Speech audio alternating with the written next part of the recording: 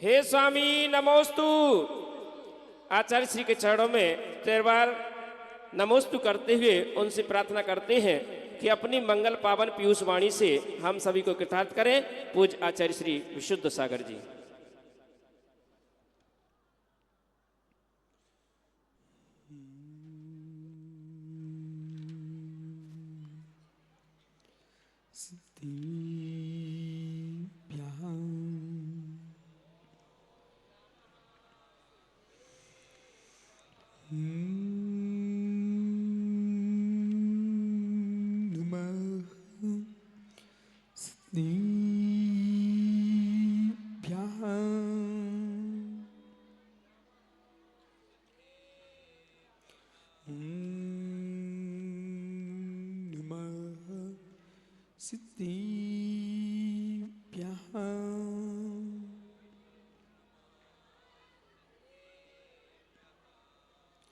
इंदिशदिवं दिहाडं तुहुडिहिरि मुदुर्विसदिव काणं अन्तातीति गुणानं नमो जिनाडं जिदी भबाडं जय मंगल भूदाडं विमिलानं नाणिदं श्रीमयारं तैलोस्यहाडं नमोऽस्याशोऽसि धाडं नमोरिन्ताडं नमो सिद्धाडं नमो आयरियाडं नमो छायाडं नमो लोयसोविसावूडं। अनंत अनंत परम सिद्ध भगवानी की, एक जड़गवान आदिनाथ स्वामी की, एक जड़गवान महावीर स्वामी की, परम पूज आचार्य भगवान पूज्यपाद स्वामी की, परम पूज आचार्य गुरु विराग सागर जी मुनि महाराज की, अहिंसामय विश्व धर्म की।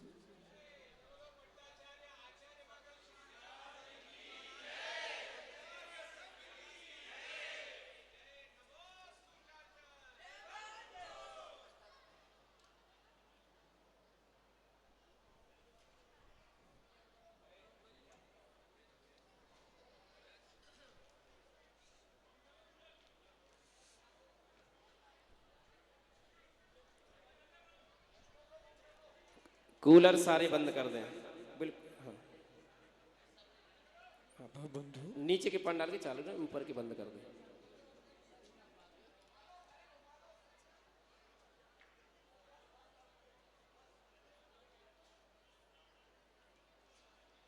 अंतिम तीर्थ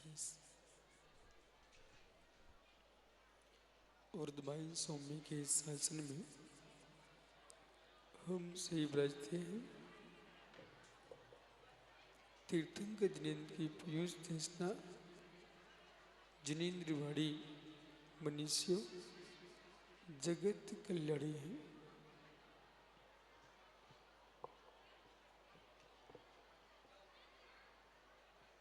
ये सर्वज्ञ शासन नमोस्तु शासन जयवंतो जयवंतो वितराग श्रवण संस्कृति। भगवत अरहत परमेश्वर तीर्थंकर दिनेश्वर देव ने विश्व सुंदरा को वस्तु की वस्तुत्व का सत्याद्भुत प्रदान किया है। संपूर्ण जगत सुख की भावना से भरा है, दुख से संक्लेशित है। जब इस पृथ्वी पर आचरण विघाती ने कुदृष्टि नाम संपदा धर्म ज्ञानी पर प्राप्ता मुच्चन्ति जिनोत्तम। आचरण का विघात होने लगता है, मिथ्यात्व की वृद्धि होने लगती है और कुमार्गों की संपत्ति बनने लगती है, जब जगत त्राहिमाम त्राहिमाम होता है, धर्म के नाम पर हिंसा की वृद्धि होने लगती है और पाखंड प्रचंड होने लगता है, ऐसे काल में जगत के उद्धार के लिए भगवान तीर्थंकर का जन्म होता है। यह तीर्थंकर परंपरा सनातन परंपरा है। पांच कल्याणक ये ज्ञानियों, ये सनातन परंपरा है। जब से धर्म है तब से तीर्थंकर हैं, जब से तीर्थंकर हैं तब से धर्म है। ज्ञानियों, जब से सूर्य चांद है, ये पृथ्वी अग्नि है, वायु है, तब से ये धर्म है। जब से वस्तु स्वभाव है तब से तीर्थंकर भगवान है। तीर्थंकर परमात्मा वही नहीं होते हैं, वही होते हैं, वही नहीं होते हैं, वही होते हैं। ये दो शब्द बड़े गंभीर हैं। वही होंगे तो परमात्मा को अवतार लेना पड़ेगा, वही होंगे तो परमात्मा को पुनः वापस आना पड़ेगा। इसलिए वही नहीं होते हैं, वो वही होते हैं। इसका मतलब जो तीर्थंकर ऋषभदेव ने दिव्य देशना दी है, वही सिद्धांत महावीर स्वामी ने कहा है। जो महावीर स्वामी ने कहा है, आगे आने वाली 24 में वही कथन चलेगा। जो विदेश क्षेत्र में चल रहा है वो वही व्याख्यान है। जो ऐरावत में हुआ है वही व्याख्यान है। भरत क्षेत्र में अनंत काल तक तीर्थंकर होते रहेंगे, व्याख्यान वही रहेगा। इसलिए ज्ञानियों, पद का विनाश नहीं होता है। पद में स्थापित पुरुष निर्माण को प्राप्त कर लेता है, तो दूसरा तीर्थंकर का जन्म होता है। पद त्रैकालिक है, पर तीर्थंकर पुरुष त्रैकालिक नहीं है। तीर्थंकर पद त्रैकालिक है। उस पद पर अधिष्ठित होने वाला जीवत्व दृष्टि त्रैकालिक है, पर पर्याय दृष्टि से वो तात्कालिक है। यदि हमने वही जीव को स्वीकार किया तो ज्ञानियों, एक ही शर्त का प्रसंग खड़ा होता है, फिर जगत में कोई जीव मोक्ष पुरुषार्थ को प्राप्त नहीं कर सकता। ये पंचराग प्रतिष्ठा महोत्सव सारे जगत के प्राणियों के लिए इस बात का ज्ञान कराने के लिए होती है कि बार बार आप प्रश्न कर सकते हो, हर नगर में पंचकर्ण क्यों, हर समय पंचकर्ण क्यों? ये तो बहुत सरल सामान्य विषय है। इस पर तो गहरा चिंतन करना चाहिए आप सबको। हर नगर में क्या डगर डगर में पंचकर्ण होना चाहिए।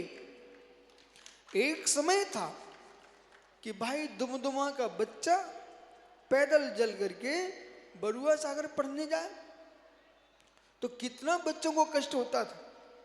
लेकिन आज तुम्हारे दुमदुमा में स्कूल है, पृथ्वीपुर में स्कूल है, इस गांव में स्कूल है, जहाँ देखो सब जगह, लोहर गांव में सब जगह स्कूल बन गए। शासन ने क्या किया? बच्चों को कष्ट नहीं होना चाहिए। और जब गांव में स्कूल नहीं होते थे, समर्थमान बच्चे बाहर जा पाते थे, असमर्थ बच्चे नहीं जा पाते थे, तो अनपढ़ों की संख्या बहुत हो चुकी थी। शिक्षा का केंद्र ही नहीं था, तो अनपढ़ बढ़ेंगे ही बढ़ेंगे। और जब से शिक्षा के केंद्र बढ़ गए तो शिक्षा का विषय बढ़ गया, शिक्षित लोग बढ़ गए। ऐसे मिथ्यात्व में डूबे जीव, अज्ञानता में जीवे जीव, असंयम में जगे जीव, तत्व ज्ञान शून्य जीव, कभी साल में 1-2 पंचकर्ण हुए, कभी टीकमगढ़ में हुआ, ललितपुर में हुआ, बोले भाई ग्वालियर में हुआ, भिंडी में हुआ, लोग जा रहे हैं, दिल्ली बंबई में हो रहे हैं। तब मित्र, गांव के लोगों को पता ही नहीं है, देश के कोने कोने में जहां जैन का एक घर भी क्यों ना हो, वहां भी पंचकर्ण होना चाहिए। तो जहां घर नहीं भी है वहां भी पंचकर्ण होना चाहिए। अब प्रश्न करो क्यों? मैं थोड़ी देर से बताता। क्या श्रेयांश बड़ौद ने कहा कि आज का विषय मेरा ये ले लो आप। मित्र, यदि लल्ली भाई यहां पंचकर्ण करा सकते हैं, रहस्य इस बात का नहीं है कि जैन रहते कि नहीं रहते हैं। रहस्य इस बात का होना चाहिए कि जीव रहते कि नहीं रहते। आपको जैनियों को ही मां सम्यक दृष्टि बनाना है, आपको जैनियों के मात भगवान बनाना है, आपको जैनियों के मात कल्याण कराना है कि जगत के प्राणी मात का कल्याण कराना है। जिन शासन ने कभी नहीं कहा कि मैं जैनियों को भगवान बनाता हूं, जिन शासन ने ये कहा है मैं जगत के प्राणियों को भगवान बनाता हूं, जब जगत के प्राणियों को भगवान बनाएंगे 5 दिन में ये नगर के लोहर गांव के लोग, संपूर्ण नागरिक, आज अगवानी में आपने नहीं देखा जहां पर 4 घर की समाज हो, वो हजारों लोग अगवानी कर रहे हो, एक कहां से आ गए? पूरे नगर का नगर उमड़ पड़ा है। 84 लाख गांव के बीच में आप बैठे हो, 84 गांव है यहाँ। ज्ञानियों, स्कूल एक है, छात्र पहुंचते हैं अपनी योग्यता से पहुंचते हैं, उसी कॉलेज से, उसी विद्यालय से कोई खिलाड़ी बन के निकलता है, कोई साधु बन जाता है, कोई कलेक्टर इंजीनियर बन जाता है, डॉक्टर बन जाता है, शिक्षक बन जाता है, वही स्कूल रहता है। एक ही पंचनाग प्रतिष्ठा में किसी को गर्भ कल्याण का अच्छा लगता है तो गर्भ की रक्षा करते हैं। जब तक गर्भ की रक्षा नहीं होगी तब तक देश कैसे चलेगा? ये पंचगण इस बात को सिखा रहा भारत भूमि के लिए, विश्व के धरातल के लिए, कि संसार में आपको महान बनना है, भगवान बनना है, और भगवान बनाना है तो सबसे पहले गर्भ की रक्षा करना पड़ेगा। जिसका गर्भ ही रक्षित नहीं है उसका कुल ही रक्षित नहीं है, जिसका कुल रक्षित नहीं है उसका धर्म ही रक्षित नहीं है, उसका देश ही रक्षित नहीं है। एक गर्भ की रक्षा करने से, एक गर्भ की रक्षा करने से आपने 100 वर्ष तक धर्म की रक्षा आगे बढ़ा दी। माताओं, बहनों, इस गंभीर विषय को समझिए।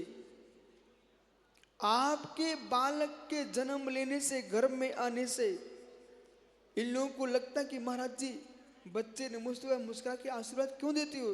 तुमको क्या मालूम कि जब मैं स्वयं बच्चा था, पंडित सुमति सागर महाराज जी पधारे गांव 30-25 पिच्चियों के साथ, और गांव में एक ही घर, पूरे कक्षों में चौके, आंगन में चौके, जहां देखो मुनिराज के आहार हो रहे थे। वे संस्कार काम में आए कि नहीं आए? एक ही घर था और इतने सारे साधु परमेश्वरी पधारे। अच्छा, सुमति सागर महाराज, ज्ञान सागर के गुरु। ज्ञानियों, जब जीव कौन सी छवि किसके गर्भ पर पड़ जाए, जब बालक गर्भ में है, मां को दुनिया में भटकने की आवश्यकता नहीं है। बालक गर्भ में है, घर में रहना चाहिए। बालक गर्भ में है, सुंदर से सुंदर जिन बिंबों के दर्शन करना चाहिए, सुंदर से भीतरागी मुनियों के दर्शन करना चाहिए, सुंदर सुंदर जिनवाणी के वचन सुनना चाहिए, जो उस गर्भ पर ऐसे संस्कार पड़े कि तुम्हारे गर्भ में आने वाला जीव ब्राह्मी सुंदरी बने और ऋषभदेव महावीर जैसे बालकों का जन्म हो, जो जिन शासन को आगे बढ़ाएगा।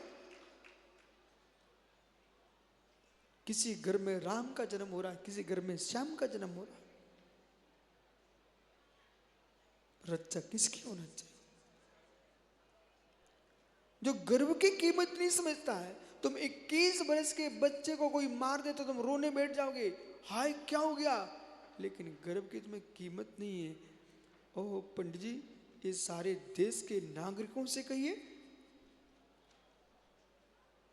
कि एक खेत में गेहूं बोया हुआ था, उसके अंकुर फूट रहे थे, कोई अंकुर कुचल के निकल गया। मुस्कुरा करके बोले क्या फर्क पड़ता है?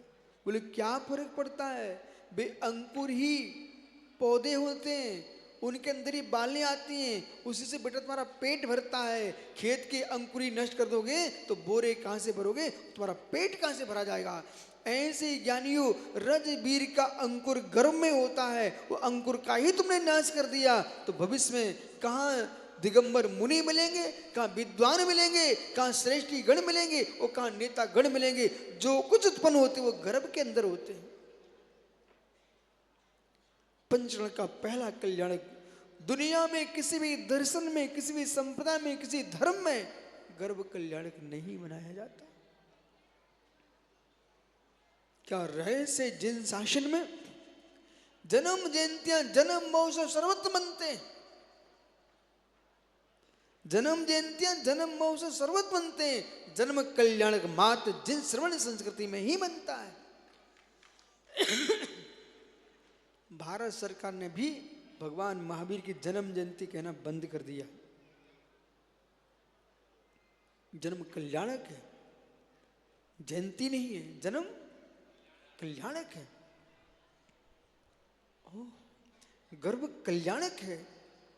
अब सोचिए जिनका गर्भ ही कल्याण का कारण बनता हो, कल्याण कैसे कैसे होता है अब समझिए।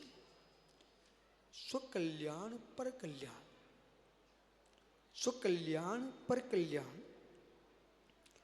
एक वे जीव होते हैं जिनके गर्भ में आते ही अकल्याण प्रारंभ हो जाता है। जिनके गर्भ में आते ही अकल्याण प्रारंभ हो जाता है। पंडित सियांश भैया, जिनके गर्भ में आते ही अकल्याण प्रारंभ हो जाता है। विषय क्या चल रहा है? जिनके आते ही गर्भ में आते ही अकल्याण प्रारंभ हो जाता है। ओहो, ऐसे पुण्य छीण क्रूर जीव मां के गर्भ में आए, पिता की मृत्यु हो गई, पति का वियोग हो गया, मित्र श्री विलीन होने लग गई, परिवार कंगाल हो गया। इतना क्रूर जीव पुण्य छीण आया, करोड़ों का स्वामी रोड पर आ गया। ये जीव का नियोग देखिए। और पंडित जी, वो बालक घर में आते ही शत्रुओं के घर में उपद्रव प्रारंभ हो गए, अकल्याण हो रहा है। पुण्यात्मा पापी गर्भ का यही फल होता है। मां केकसी तलवार में चेहरा देख रही है। एक मां को दोहिला हो रहा है गर्भ में आते ही। रावण की मां केकसी को दोहिला हो रहा है, मैं तलवार में चेहरा देखूं। कुनिक गर्भ में आया, रानी चेल्ला को दोहिला हो रहा, मैं अपने पति के बक्सल से रक्त पी लूं।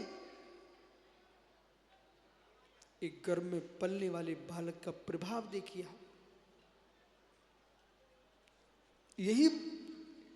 यही वास्तु है, निमित्त निमित्तिक दृष्टि है। पुण्यात्मा जीव ज्ञानियों बगल में आके बैठ जाए, पंडित शांति मिलती है। और पापी जी बगल में आके बैठ जाए, लगता कि ये उठ जाए कि मैं उठ के भाग जाऊं यहां से। संतान के घर में जन्म नहीं हुआ भी, गर्भ में आते ही घर का वातावरण परिवर्तित होने लगता है। मित्र, जैसे मुनिराज के जंगल में आने पर सूखे वृक्ष हरियाने लग जाए, सूखे सरोवर भरने लग जाए, ऐसे पुण्यात्मा जीव घर में आते ही पिता के घर में संपत्ति बढ़ने लगती है। इसलिए तीर्थंकर महावीर का नाम वर्धमान क्यों रखा गया? वृद्धि का हेतु था। गर्भ में आते ही एक सामान्य सम्राट देवों के द्वारा पूजने लग गया। ओहो, ऐसा मानो ज्ञानियों, जैसे ईंट चूने का मंदिर सामान घर ही होता है, लेकिन जिन बिंब के विराजमान होते ही वो मंदिर पूजने लगता, देहरी पूजती है। ऐसे ज्ञानियों तीर्थंकर के माता पिता का सम्मान होने लगता है, मंदिर की देहरी पूजने लगी। ये मंदिर की देहरी पूजने लगी।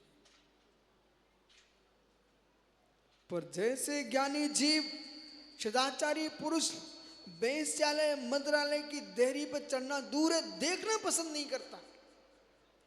साधु पुरुष सज्जन लोग मंत्रालय वेश्यालय की देहरी को मांस की दुकान को देखना पसंद नहीं करता है, ऐसे पुण्य क्षीण जीव आ जाए उसके माता पिता कोई देखना पसंद नहीं करता। ऐसा पुण्य क्षीण जीव आया।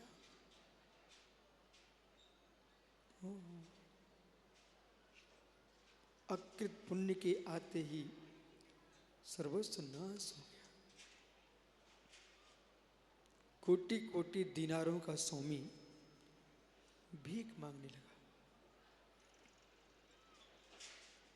जब पुण्य प्रचंड होता है, मिट्टी में हाथ लगाओ तो सोना बन जाती है। वो पुण्य क्षीण होता है तो सोने में हाथ लगाओ मिट्टी बन जाता है। कुछ नहीं है, मात्र देखना सीखो, जानना सीखो, तत्व का निर्णय करना सीखो। गर्भ में आते ही अकल्याण, जगत का अकल्याण, और एक जीव के गर्भ में आते ही कल्याण। अब कल्याण द्वैत में समझना, स्वकल्याण पर कल्याण। आगम ग्रंथों के रहस्य में प्रवेश करेंगे आप तो जब सिद्ध भगवान हमें मोक्ष देते हैं, सिद्ध भगवान हमें मोक्ष देते हैं, ऐसा उपादानाधीन व्यक्ति नहीं समझता। निमित्त उपादान दोनों का जानकार मध्यस्थ रहने वाला जीव समझता है। निमित्त उपादान दोनों को जानकर के जो तटस्थ होता है, यदि आपने निमित्त को नहीं जाना तो निमित्त की शक्ति का क्या होगा। इसको रहस्य को जानिए। और मात्र धर्म ग्रंथों के निमित्त उपादान पर ही नहीं जीना चाहिए आपको, आपके घर के निमित्त उपादान से प्रारंभ करना चाहिए। निमित्त कुछ भी नहीं करता, निमित्त में कोई दम ही नहीं होती है, तो बताइए मिर्च खाने पर नाक में पानी क्यों बहता है। नाक में पानी बहा, बोले मिर्च, आंख में पानी बहा, मिर्च खा लिए। नमक डालते भोजन नमकीन हो गया, ये किसका प्रभाव था। निमित्त को निमित्त संज्ञा ही मात्र क्यों देते हो, ये भूल सुधार कीजिए। निमित्त को निमित्त संज्ञा ही क्यों देते हो। निमित्त तुम्हारे लिए निमित्त बनता, स्वयं तो उपादान ही होता है। निमित्त पर के लिए निमित्त है, पर स्वयं में तो, यदि श्रेयांश बड़ौत के बेटे का जन्म हुआ है तो वो बेटे का जो जन्म हुआ है, श्रेयांश बड़ौत अपनी पत्नी के लिए निमित्त बन गया संतान जन्म दिलाने के लिए, लेकिन स्वयं में उपादान नहीं होता, नपुंसक होता तो संतान कैसे जन्म लेती। पत्नी ने बेटे को जन्म दिया है। मां के पक्ष में यह कहा जाता कि बेटी ने बेटे को जन्म दिया, बेटी ने बेटे को जन्म तो दिया है, पर कोई पति न होता उपादान में तो बेटे को बेटी कहां जन्म दे देती। इसलिए पति की अपेक्षा से पत्नी निमित्त, पत्नी के निमित्त से पति निमित्त है, पर दोनों उपादान हैं। स्वीकार नहीं है क्या, स्वीकार नहीं है क्या। कौन नहीं कह पाएगा, तीर्थंकर मना नहीं कर पाएंगे, तुम क्या मना करोगे। मिट्टी की अपेक्षा से बीज निमित्त है, मिट्टी उपादान है। बीज की अपेक्षा से मिट्टी निमित्त है, बीज उपादान है। और मित्र मिट्टी और बीज की अपेक्षा से मिट्टी निमित्त है, बीज उपादान है। पर बीज की अपेक्षा से जब देखोगे तो मिट्टी निमित्त है, बीज उपादान बन रहा है। जब हम बीज से इधर देखूंगा तो बीज निमित्त है, मिट्टी उपादान है, पर ज्ञानी दोनों उपादान है और दोनों निमित्त है। गुरु निमित्त है, शिष्य उपादान है, शिष्य निमित्त है, गुरु उपादान है। गुरु निमित्त है, शिष्य उपादान है। दोनों को देखिए, परस्पर प्रगो जीवाना। समय ही नहीं इतना कि बाहर की बातें कहने के लिए समय बर्बाद करो। आगम के गुण रहस्यों खोलने की चेष्टा करो। आज जितना तुम्हारे पास दिमाग है, बुद्धि है, विवेक है, अद्वैसा भाव है, प्रज्ञा है, पंडित साहब आप खोलते जाइए। भविष्य के लोगों को यही ज्ञान काम में आएगा। गर्भ कल्याण, गर्भ कल्याण, कल्याण का कारण, गर्भ कल्याण, कल्याण का कारण। और एक दो के कल्याण का नहीं, कोटि कोटि जीवों के कल्याण का कारण गर्भ कल्याण। अभी जन्म की बात ही नहीं कर रहा हूं, गर्भ कल्याणक।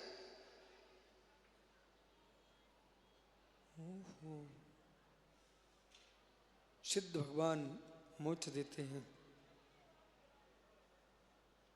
परमात्म प्रकाश से बोल रहा हूं,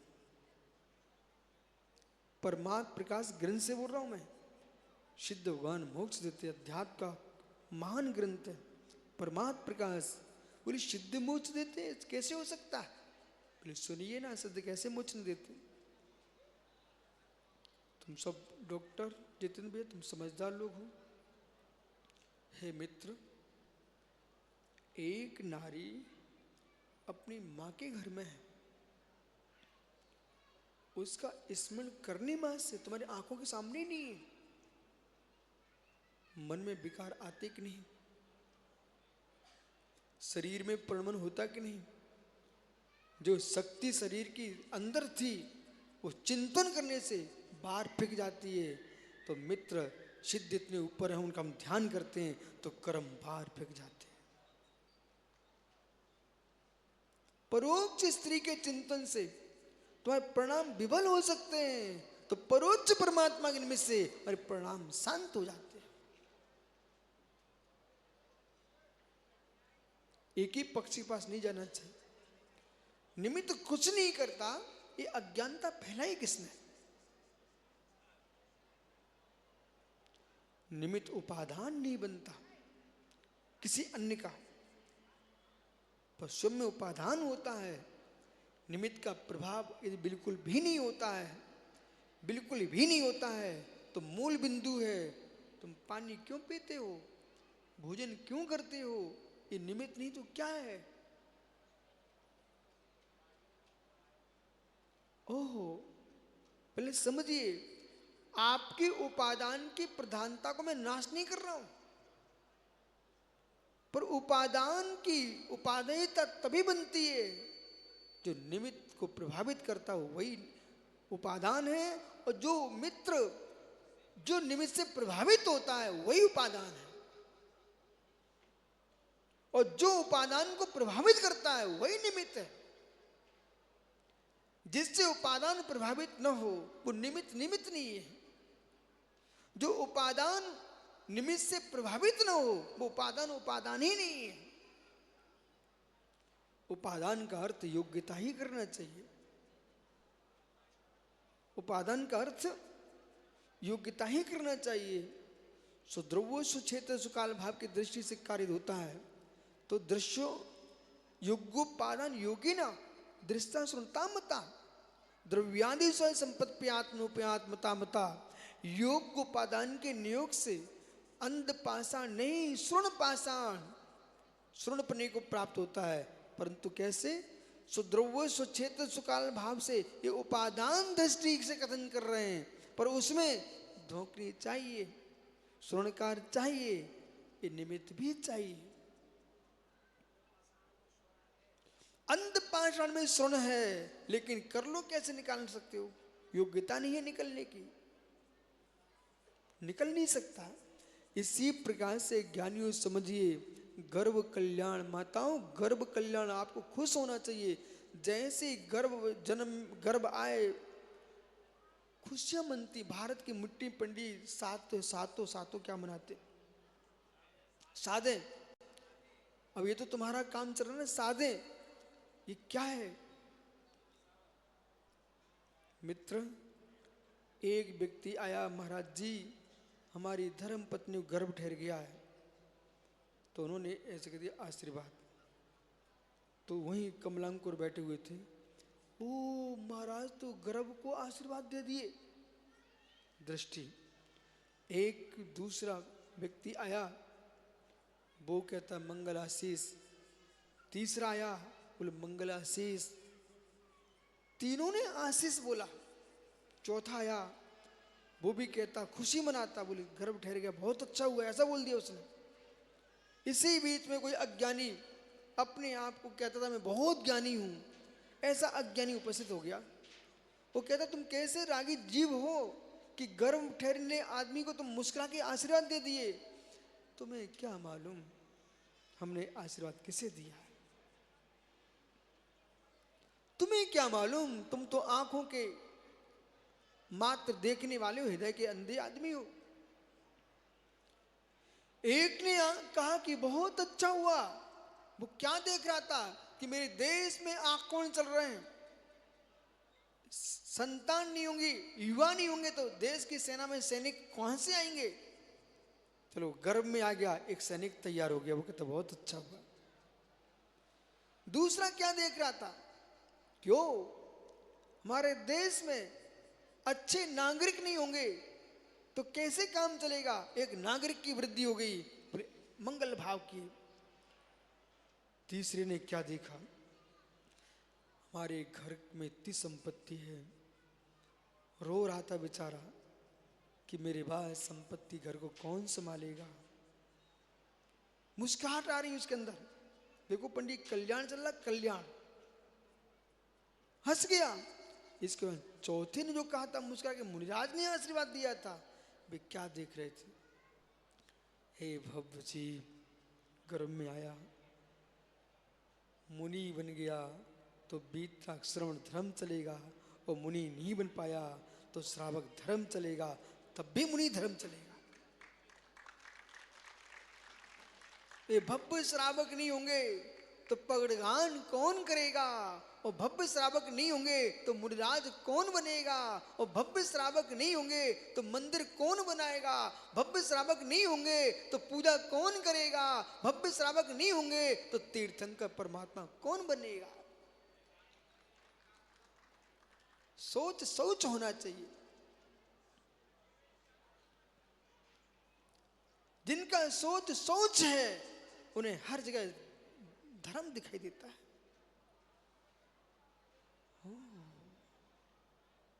सोच सोच। पंडित जी भले आपको अपने घर में पड़ोसी कांटा सा चुभता हो, सुनना बड़ी गहरी बात है।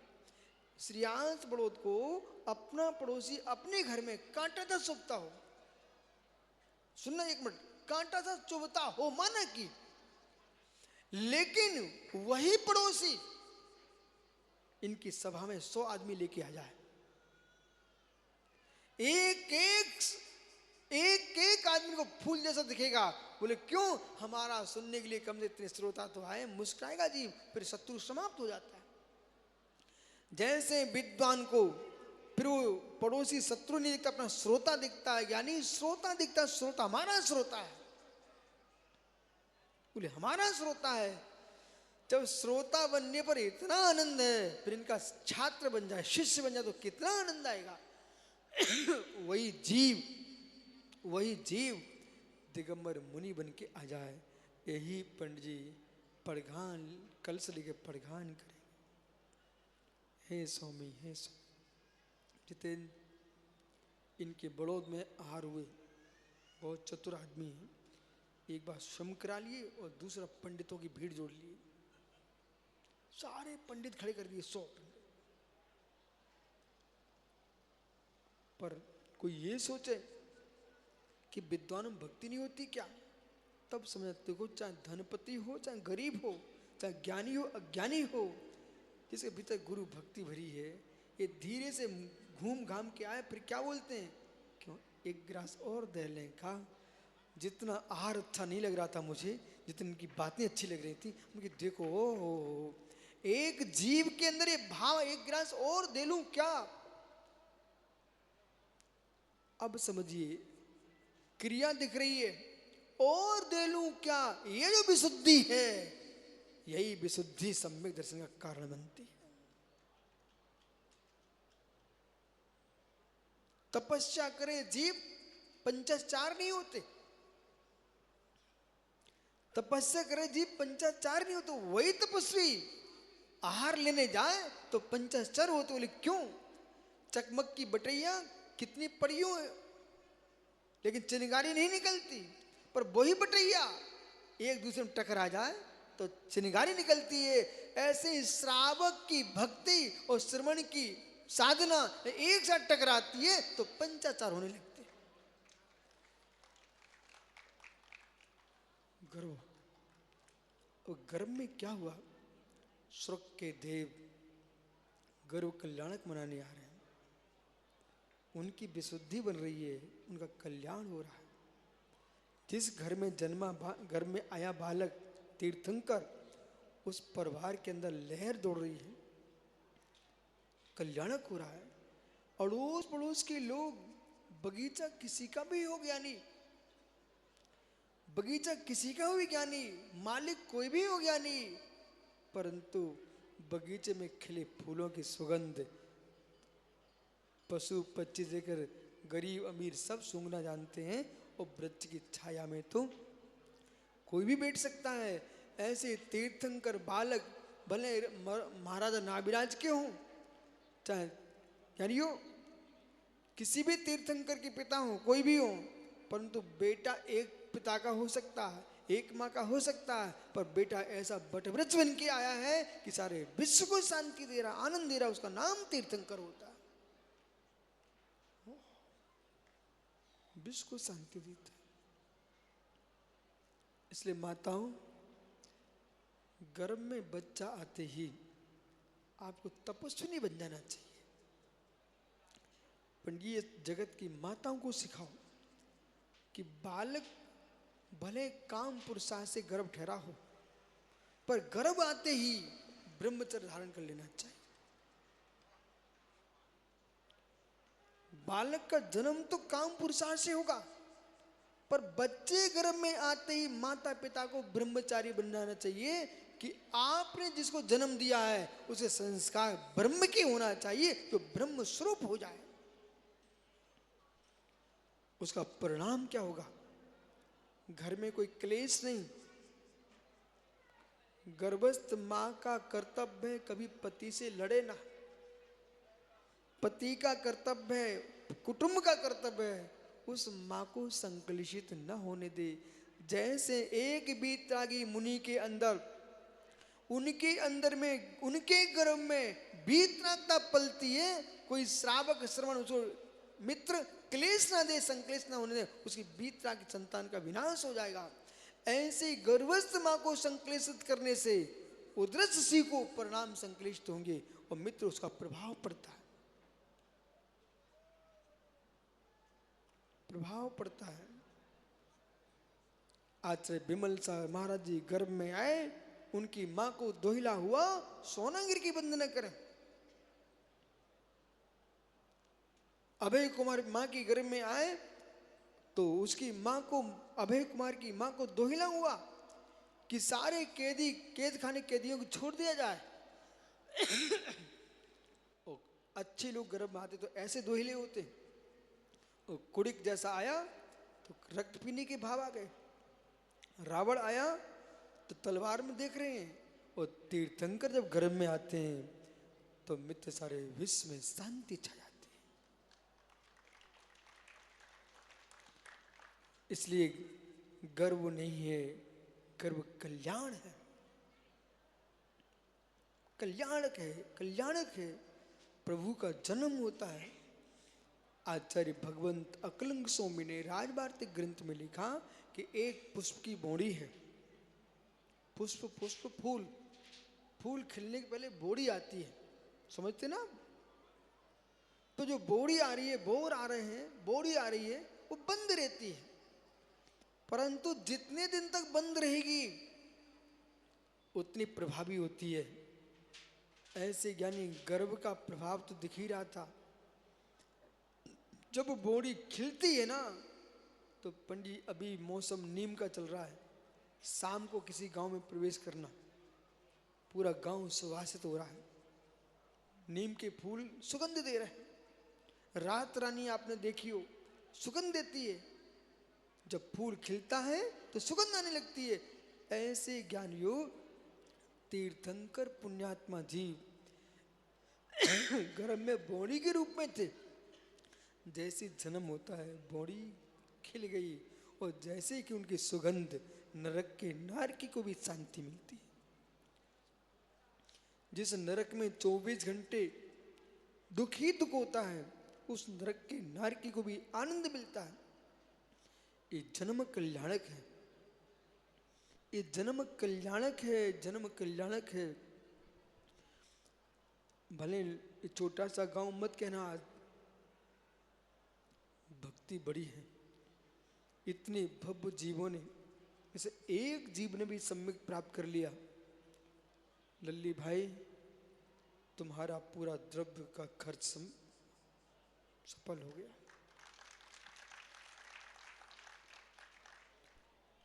जब रथ की फेरी चलेगी, यदि 1 लाख जैन हो तो 3 लाख अजैन रहते हैं।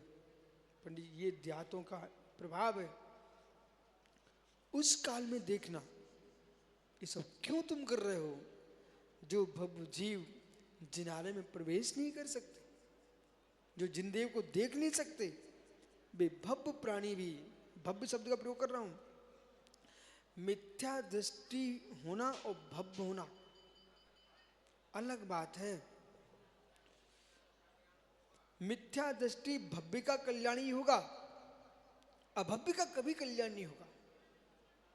पर अभव्य जीव भी कल्याण भले ना हो, निर्वाण भले ना हो, अभव्य जीव भी नरक त्रियंज गति से बच सकता है, जिनदेव की भक्ति से, स्वभावों से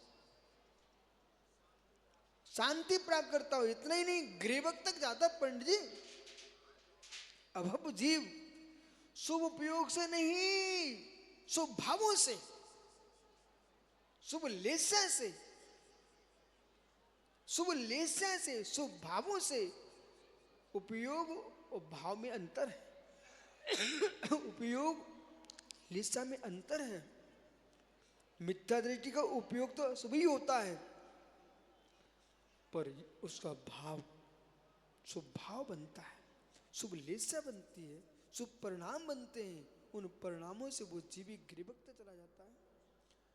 ओह, एक जीव का जन्म होता है तो पड़ोसी को पता नहीं चलता, और एक जीव का जन्म होता 3 लोक में क्षोभ हो जाता है। सौद्रविंद्र का आसन कंपित होने लगता है। ये पुण्यात्मा जीव का नियोग है।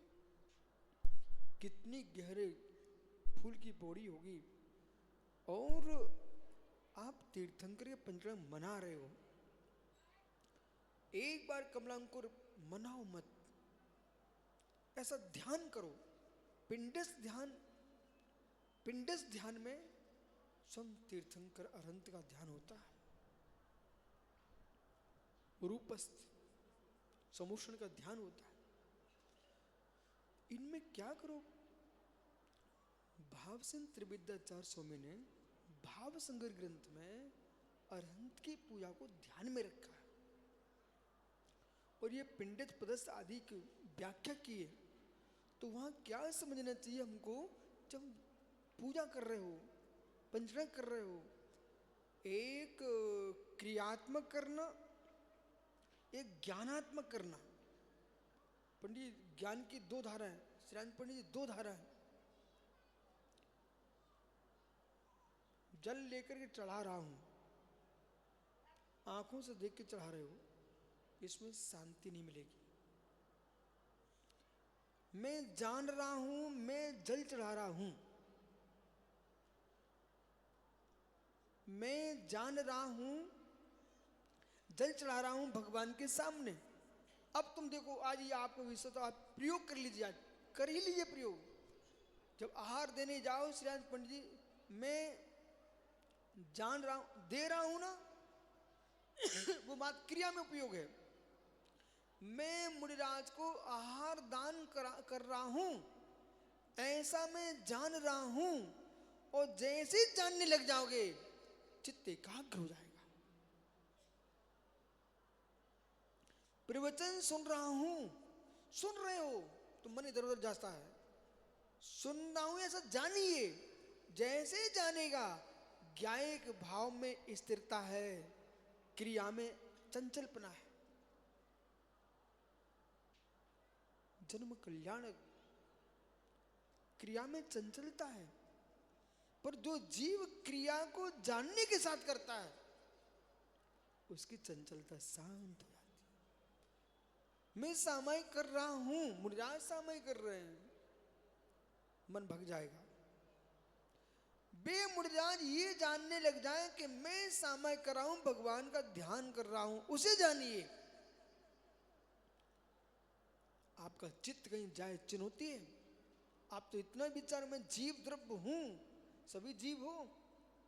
किसी से पुष्पेंद्र, किसी से पूछ लो, तुमने 24 घंटे में कब चिंतन किया मैं जीव हूं?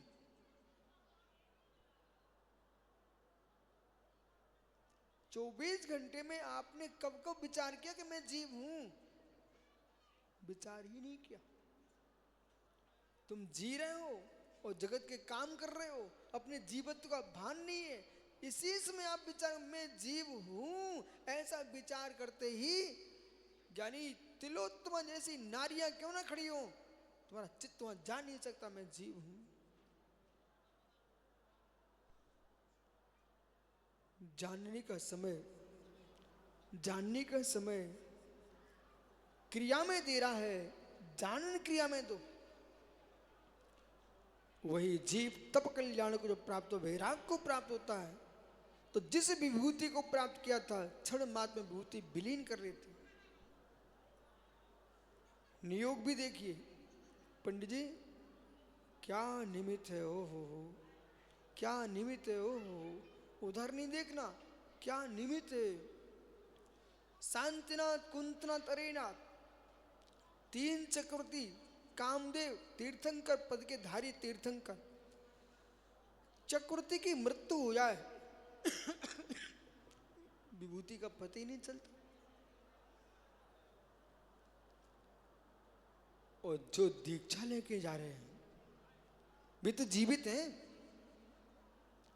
जैसे उनको वैराग हुआ और महलों से उतरे और दहरी के बाद पैर रखा, 9 निधियां, 14 रत्न पंडित कहां गए? विलीन हो गए। मित्र, ये चक्रवर्ती के पुण्य का निमित्त था, ये निधियां दिख रही थी, वो निमित्त समाप्त, निधियां समाप्त।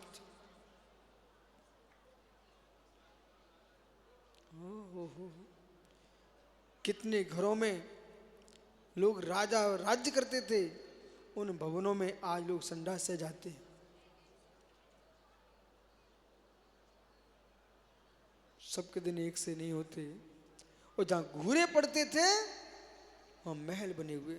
आप भोपाल में टीटी नगर में जहां सोच लेके जाते थे आप वहां लिए, आज पंडित स्थान नहीं हुआ। बड़ी बड़ी बिल्डिंगें खड़ी हुई हैं। और झांसी के श्रावक मुझे झांसी के किले में सोच को ले जाते थे। सोचिए, समय समय। और तो क्या, अपने अपने शरीर को देख लो अच्छे से। आज मैं सुना रहा हूं, फिर कभी कोई सुनाएगा नहीं। अपने अपने शरीर को देख लो, अपने अपने शरीर को देख लो। ये महल है तुम्हारा, महल। क्या सुंदर दिख रहा है।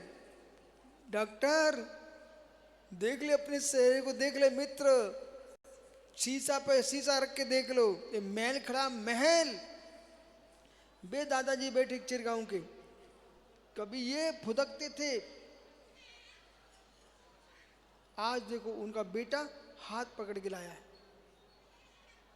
महल खंडर हो रहा है, महल खंडर हो रहा है, महल खंडर हो रहा है। इसलिए ज्ञानियों, अपने शरीरों को देख लो, मत करना अहम किसी पर। ये कब खंडर हो जाएंगे। और किसी ने बिल्डोर चला दिया तो यमराज आ गया, बिल्डोर ही चल गया। किसके लिए ताली बजा रहे मित्र? धन्य उन जीवों को, सब कुछ प्राप्त करके सबको छोड़ के चले गए, जिन दीक्षा को प्राप्त करे वे निर्गंत मुनि हो गए। तप कल्याणक हो गया और तपस्या करके कैवल्य को प्राप्त करके, ये आत्मनिधि है, ये आत्मनिधि है। और वर्तमान में भौतिक पौद्गलिक द्रव्यों को देख करके जीव के बारे में जान लेना चाहिए पूरा। कैसे?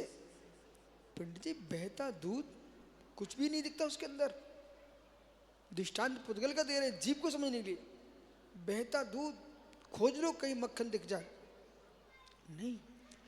जब प्रक्रिया करने से एक जामुन डाला, दही बन गया, दही बन गया। और भाजा, मक्खन आ गया, तपाया, घृत आ गया। किसमें? वही गोरस में। तब देखिए वहां तो जामन का प्रभाव था, ये जीव के साथ तो अनंत प्रभाव है। ज्ञानियों, मैं प्रवचन दे रहा हूं, आप प्रवचन सुन रहे हो, इस शब्द का जामन चल रहा है। एक साथ हजारों लोग, लाखों लोग, करोड़ों लोग, एक वक्ता बोलता है वो करोड़ों लोग एक साथ।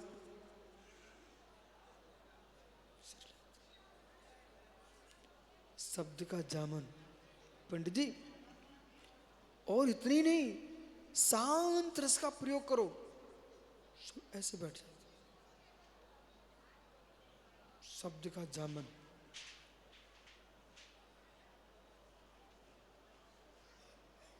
शब्द का जामन क्या गहरा है। तीर्थंकर प्रभु की धुनी ना करे तो धर्म ना चले। शब्द जामन के बिना धर्म चल सकता नहीं। वही पंडित जम गया दही, पटक दे रई, रई, और जैसे ही पिलोया तो फूट गया सब। ऐसे जो शांत लोग बैठे हुए हैं, वो किसी ने एक गाली बक दी, सबकी शांति भंग। प्रभाव देखो शब्द का, प्रभाव देखो शब्द का, प्रभाव देखो शब्द का। यदि सर्वथा एकांतिक उपादान की व्याख्या की तो लोक के विरुद्ध हो जाएंगे आप। धर्म के विरुद्ध तो हो ही गए, पर लोक के ही विरुद्ध हो जाओगे। उपादान भी है, निमित्त भी है। कार्य निमित्त में नहीं होगा, कार्य उपादान में होगा। पर निमित्त, कुछ निमित्त सहकारी होते हैं, कुछ निमित्तों को संग्रह किया जाता है, कुछ निमित्त 24 घंटे उपस्थित ही रहते हैं। केवल्य को प्राप्त करके देखिए, ज्ञान कहाँ था ये भैया? ज्ञान कहां पर था? मैं वो कहना चाह रहा हूं जो आप सुनिए एक मिनट के लिए। ज्ञान था का ये केवल ज्ञान। जैसे दुग्ध में, गोरस में ही सारी अवस्थाएं शक्ति रूप में थी, ऐसी आत्मा के अंदर केवल ज्ञान भी है। और केवल ज्ञान नहीं मानते तो केवल ज्ञानवाणी कर्म का बंध कैसे? ऐसा आठों कर्म का बंध यदि मानते हो तो 8 गुण आवृत हैं,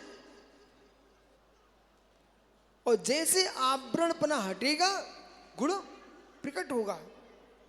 अभी प्रयोग कर लीजिए आप। तो जो विषय तुम्हें 1000 दिन से समझ में नहीं आ रहा था, आप शांति से बैठ जाइए। कहीं स्थान नहीं मिले तो सोच में चले जाओ लंबे दूर। पंडित जी, कई बार तो मुझे जरूरत भी नहीं पड़ती सोच जाने की, ये भीड़ बहुत क्लेश करती है ना जब, सो मैं सोचा चलो अब जंगल जाओ, लंबे खेतों में चले जाओ, जंगलों में, वहाँ कोई नहीं मिलेगा, तो वहाँ बैठ करके सोचो ना, बहुत गहरा सोचता है। फिर बैठने की भी जरूरत नहीं है, खड़े रहो, माला फेरते रहो, सोचते रहो, चिंतन करते रहो। भीड़ से बचोगे, अपने आप बुद्धि आगे चलेगी। जिस जिस जीव को ज्ञानी बनने की आकांक्षा है किंचित मात्र भी, उन्हें कम से कम दिन में 1-2 घंटे मौन रखना चाहिए और एकांत में रहना चाहिए। स्वयं के ज्ञान का तुम ज्ञान ही नहीं कर पा रहे हो।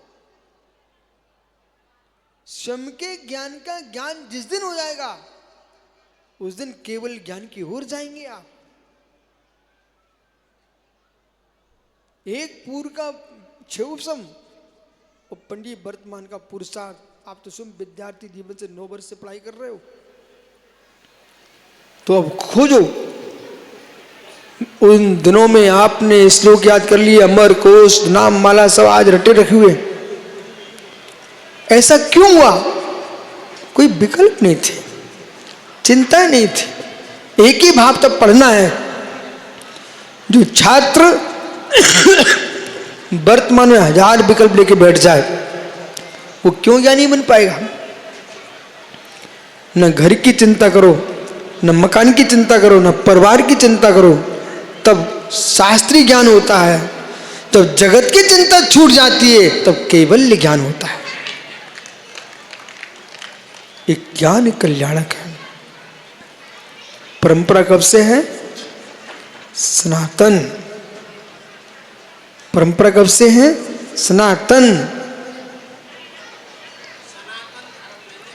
इसलिए मैं कितने बार बोल चुका हूं, सनातन धर्म नहीं है, सनातन काल है। जो चिरकाल से हो उसका नाम सनातन। सनातन जिनसे स्वामी ने जिन शासन सनातन लिखा हुआ है, क्या नहीं? वो सनातन धर्म नहीं है, सनातन कालवाची है। जो वस्तु प्राचीन है वो सनातन है, जिसका अंत नहीं, आदि नहीं, मध्य नहीं, उसका नाम सनातन है। अनादि अनंत, अनादि अनंत। कैवल्य को प्राप्त करके जीव निर्वाण को प्राप्त होता है। तो निर्वाण को प्राप्त होता है तो संपूर्ण बाधाओं से शून्य हो जाता है। तब पूज्यपाद स्वामी कहते कि यानी तस्मा निष्क्रांतम निप्रद्वंद्वम। ओ हो पंडित जी, संसार के सारे सुख द्वंद्वभूत हैं। संसार के सारे सुख द्वंद्वभूत हैं। बबलू भैया, आत्मा के मोक्ष का सुख निर्द्वंद है। बोले कैसा द्वंद? स्रग बनता, स्रग बनता, सुंदर माला लेके आए भाई आप, और स्वयं की माला में ध्यान से नहीं दिया, धक्का स्वयं के हाथ का ही लग गया, वो जमीन पे टूट के पड़ी, बिखर गए मोती। अब परिणामों से मिलो क्या हो रहा है? परिणामों से मिलो क्या हो रहा है? पंडित जी, आप तो पुण्य लेके आए हो, सो मुस्कुरा लो।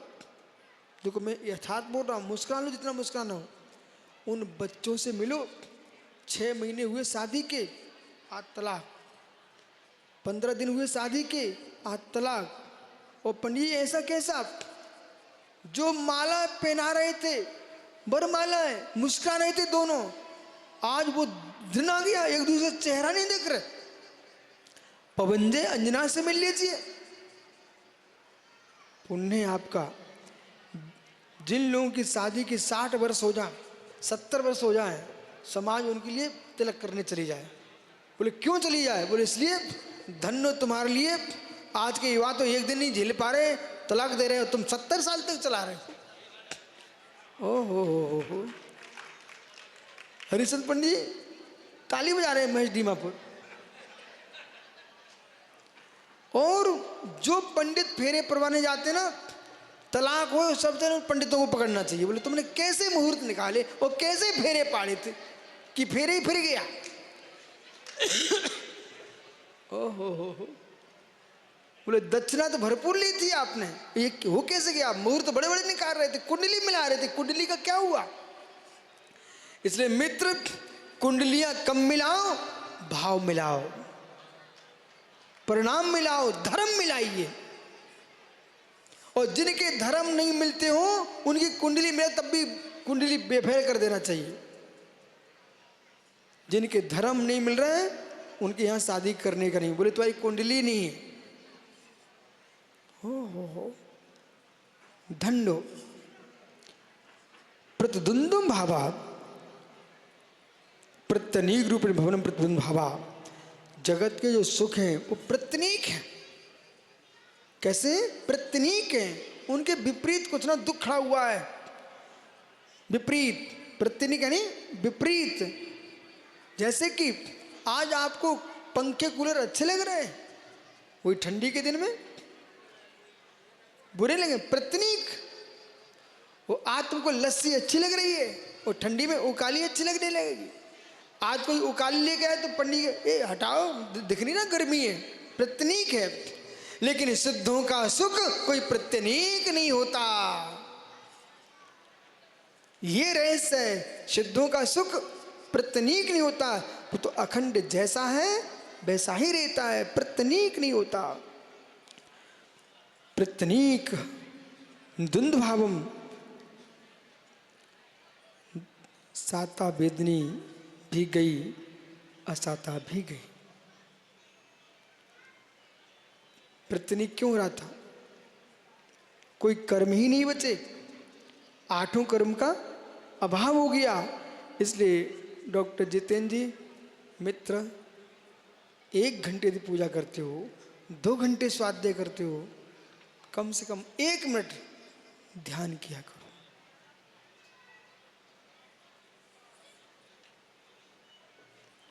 ध्यान करो, ध्यान करो, क्योंकि सारी साधनाओं का अंत जब हो जाएगा तब ध्यान प्रारंभ होगा, और ध्यान का जब अंत होगा तो निर्वाण मिलेगा। ध्यान का अंत पंडित साहब निर्वाण ही है।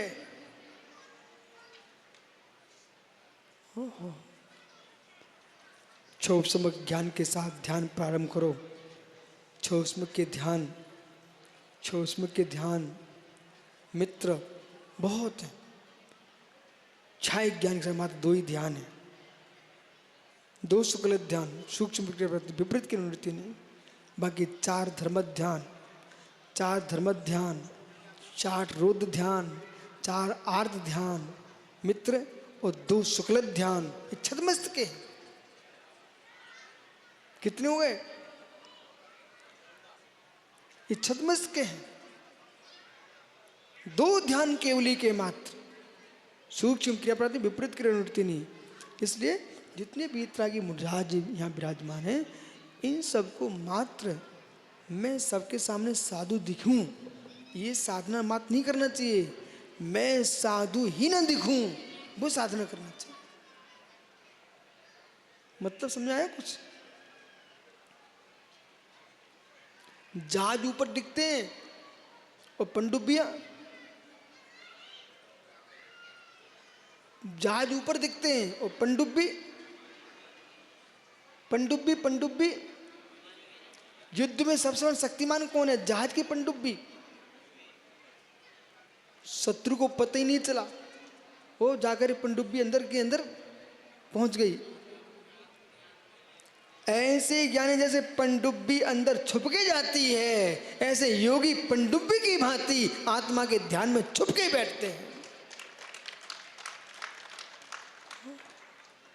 जहाज पर कोई भी बम पटक देता है, गोलीबारी कर दी, लेकिन पनडुब्बी अंदर गई कि अंदर ही अंदर चली गई। ऐसे ज्ञानियों बाहर की साधना पर उपसर्ग होते हैं, अंदर के ध्यान पर कोई उपसर्ग काम नहीं करते। ये रहस्य है। इसलिए अच्छा यही अच्छा है, यानी यही अच्छा है जहाँ द्वंद्व का अभाव है। निर्द्वंद्वम साता दिव्य सृग वनता चंदन तत्र अपेक्षा तन्प्रेक्षम। न वहाँ स्त्री है, न माला है, न चंदन है, न मुकुट है, कुछ भी नहीं है। इन सब से रहित है, वो सिद्धों का सुख है। आपका समय हो गया, शेष आगे विचार करेंगे। लेकिन आज इस बात का जरूर ध्यान रखना कि पंचरण कब से हैं, क्यों हैं और किसके लिए हैं। अब जो यहाँ पंचरण हो रहे हैं वे भगवान के लिए नहीं है, वे आपके लिए हैं। भगवान कैसे बने हैं ये तुम्हें सीख लेना चाहिए। जैसे कि मेला निवास में पंडित जाते ना, बच्चे बंदूक चलाना सीखते हैं, निशाना बांधना सीखते हैं। ऐसे 5 दिन मेला लगा हुआ है, कर्मों से निशाना बनाना सीख लो और तुम कैसे भगवान बनोगे ये 5 दिन में सीखने के लिए ये मेला लगा हुआ है।